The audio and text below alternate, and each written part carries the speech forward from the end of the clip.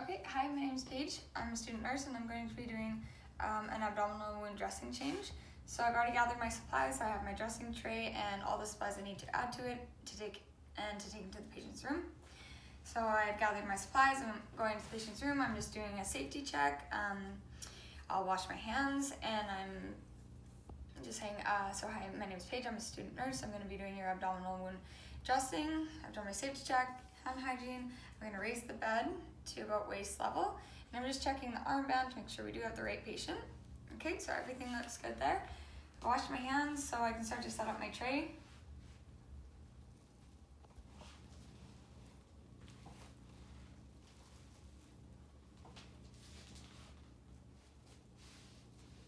Okay, so garbage.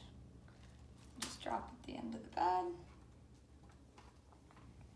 And I'll drop the drape, making sure I'm dropping everything from at least 6 inches above. Just reorganize a little.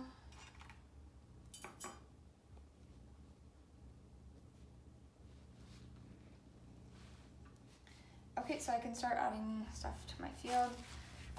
Just open up my garbage, making sure I'm not turning my back to my field at any point. Okay. So, making sure I'm keeping everything sterile when I open it from the packages. Scissors.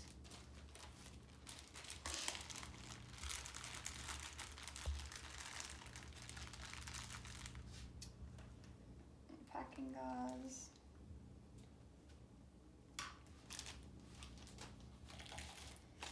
A 30 ml syringe.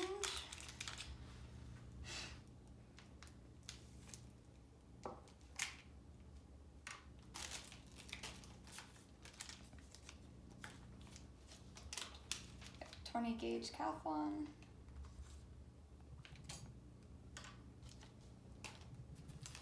Q-tips.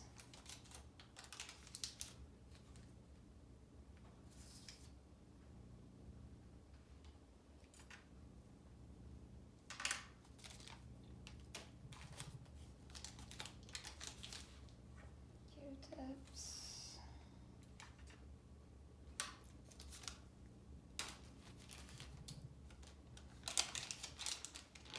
Some 2x2s.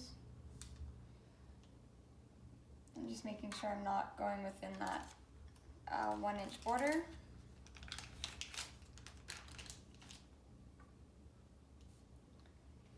By 2.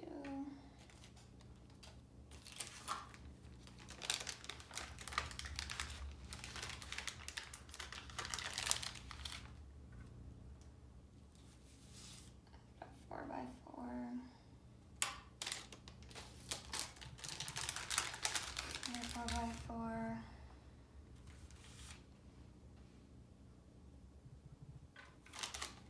And then my normal sealing. So making sure I'm being careful when I open that, and that when I pour it in, I'm not splashing anywhere. And I'm pouring it over my gauze there. That's okay because it needs to be soaked. So now my tray is set up. I can go to remove the old dressing. So I'll hand hygiene. I'll put on clean gloves.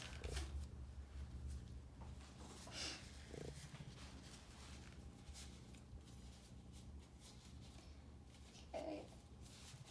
So when I'm removing the dressing, I am looking for drainage, amount, type, and color. Okay, and that inner part there. So it looks like moderate serosanguinous drainage. It looks, the inner portion looks about 50% saturated. And I don't smell any odor at all. So I'll remember that when I go to document for later. That can go to garbage, along with my gloves. And I'll wash my hands. So I've kind of assessed the drainage there. So now I can start to clean the wound. So I can put on my sterile gloves. I've done my hand hygiene.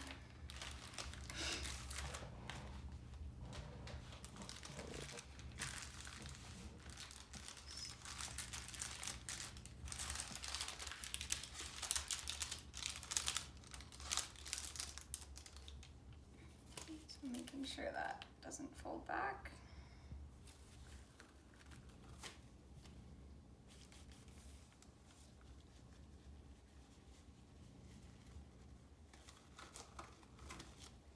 Okay, so sterile gloves are on, so now I can go and manipulate my field. So first what I'm going to do is irrigate. So just get my Cathlon tip ready. So I would be removing the needle portion of it and setting it aside to go to sharps later. Then I'm going to draw up my normal saline. So about 30 cc. And then I can attach my Cathlon tip.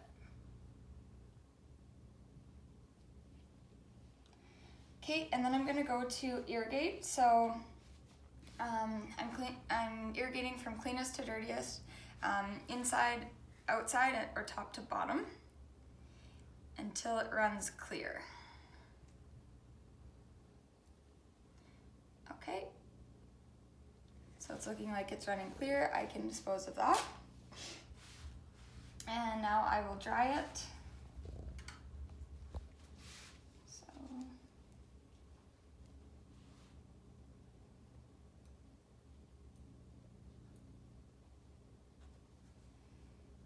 My 4x4s.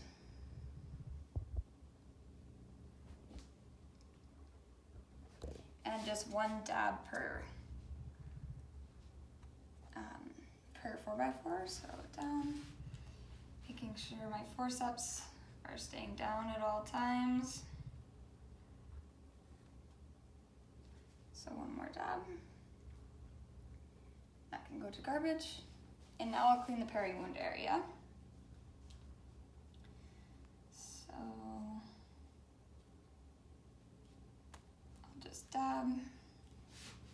I'll do one swipe per 2x2. Okay,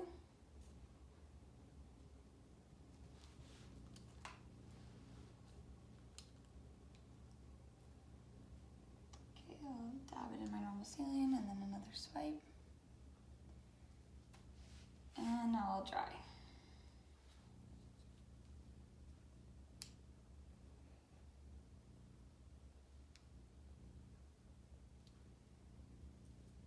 Okay, so again, one swipe. Down.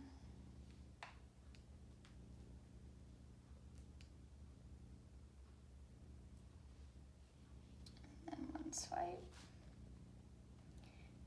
Down. Okay, so now that I have cleaned and dried it, just set these aside, so clean. So now that I've cleaned and dried it, I'm going to just measure it and assess the wound bed. So I'm just looking at it and I'm seeing it's pretty much all granulation tissue. It's all pink. So the wound bed looks nice and healthy. And then the peri-wound area, it's a little pink, but it does look healthy and looks like it's healing well. So I'll remember what the wound bed looks like in the peri-wound area for when I go to document. And then I'll just measure. So I'll go length, and I have my ruler here. So about 12 centimeters. I'll go width, and about 5 centimeters. And then depth, about 2 centimeters. So I'll drop that, and then I will check for any undermining or tunneling. So just one area per Q-tip. So I'm just seeing where there might be some tunneling. So I'm gonna check here. I don't see any tunneling or undermining. So there's no undermining. And now I'll check for tunneling. And just kind of, so no tunneling either. And I'll remember that when I go to document as well. So now I've assessed the wound bed and the peri-wound area. I can start to pack the wound. So I'll just squeeze out my packing gauze here, and I will start to, so it's been squeezed out of normal saline, but it's still quite soaked, so I can start to pack the wound. So I'm packing it so that all of the wound bed is covered, but it's not packed overly tight. Use this end. And it's okay if it goes a little bit over the, if it touches the outer edge there, because I've already cleaned that portion. Okay, so it looks like it's packed well. All of the edges, or all of the wound surface is covered. So I can go ahead and drop that, and I can cut.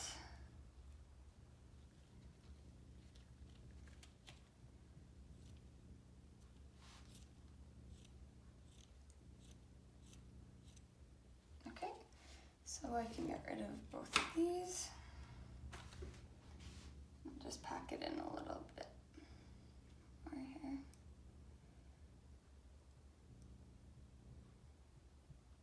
Okay, so it is all packed. It's not packed too tight, but all surface is covered. So I can cover it with my 4x4s now. We're still sterile.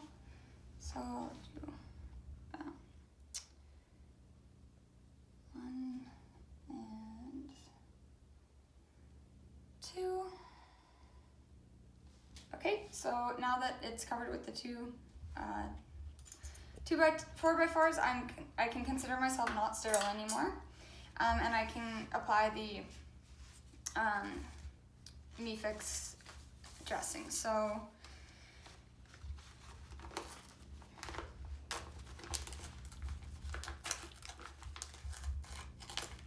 just pull it out a bit so that I can grab, making sure we're not touching that inner portion, and I can lay it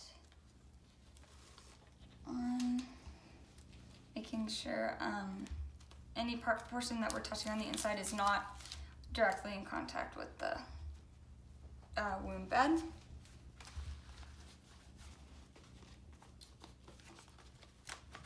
And I have it labeled also with the date and time. And I'll put the other one.